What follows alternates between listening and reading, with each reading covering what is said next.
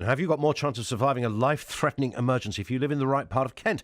BBC Radio Kent's Wake Up Call can reveal huge differences in how long you can expect to wait for an ambulance in a life-threatening situation. The average response times in Tenterden, Sevenoaks and Dover are more than twice as long in parts of Thanet or Gillingham. Let's speak with Karen Constantine, Labour councillor in Thanet, also Charlie Elphicke, the Conservative MP for Dover and Deal.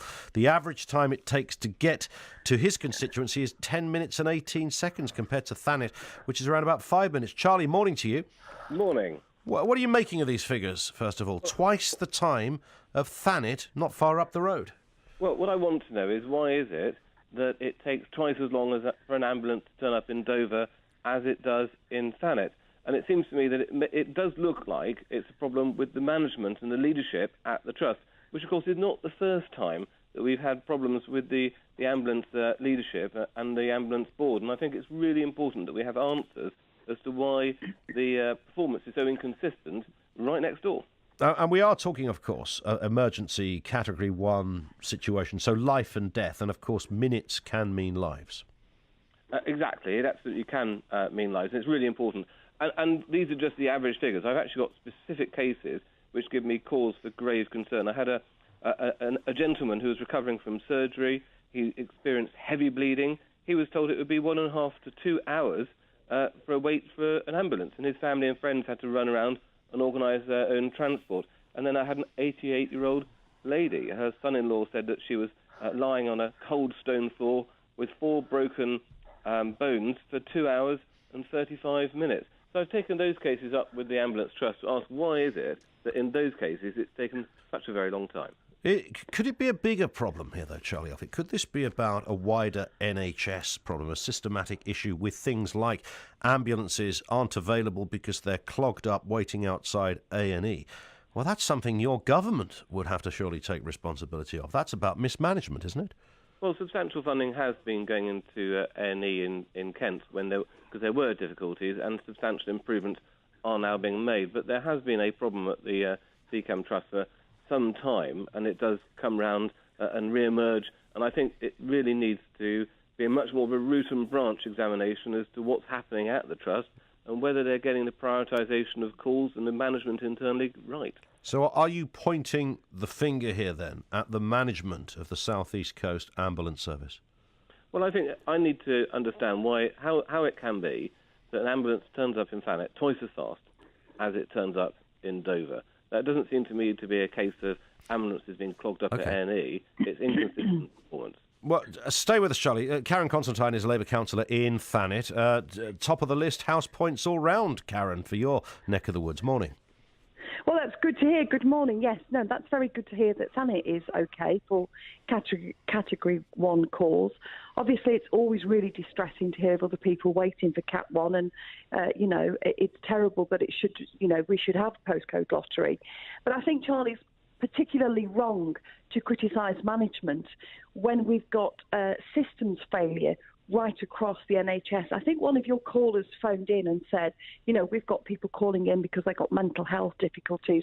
Here in Thanet, I know people do call in because they can't get to see a GP, so they think it's expedient to call an ambulance, and we need to educate people about that.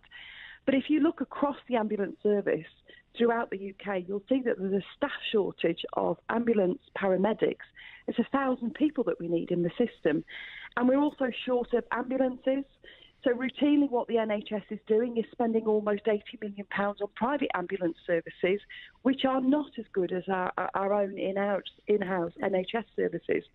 So we've got a system, an NHS system, that's under a great deal of strain, and it's beginning to show itself in places like Dover where you can't get a Category 1 ambulance in the time that you need it. And every second counts in those circumstances. Is there something in that, Charlie Elphicke? I appreciate you're not Matt Hancock's spokesperson, but nonetheless, we do see more private ambulances now, and there is, as Karen just articulated there is some concern that they don't do the same job as the NHS ones. Well, there is record funding now going into the NHS, and there have been substantial improvements on the A&E side of things. And when people do go to A&E inappropriately, and that is an issue, they tend to take themselves rather than to call an ambulance. I think what we're looking at here is a specific problem in relation to this trust, because what we're seeing is inconsistent performance.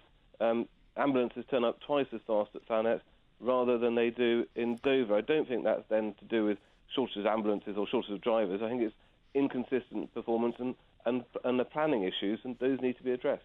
I mean, and Karen, just on that point, I mean, you are top of the list here in Thanet. Of course, you also buck the average for England and the average for the United Kingdom in Thanet, coming in just around about 5 minutes there compared to the average of just over 7 minutes. Is that, would you, even though you're a Labour councillor, would you like to shake the hand of Matt Hancock and say, well done, everything's tickety-boo round here?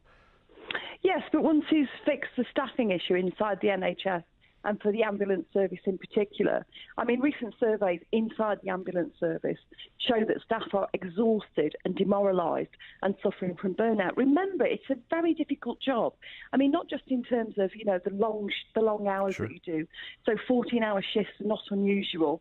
Remember that you can get diverted to another part of the county, so you can be miles away from home, so you don't get back home to get your rest. And remember the type of work that they're doing. Some of that work, obviously, some of it will be routine, but some of that work is going to be extremely difficult circumstances. And obviously, ambulance. Well, that's the nature of the staff NHS, isn't it? It's improvement. difficult, it's challenging, it's traumatic.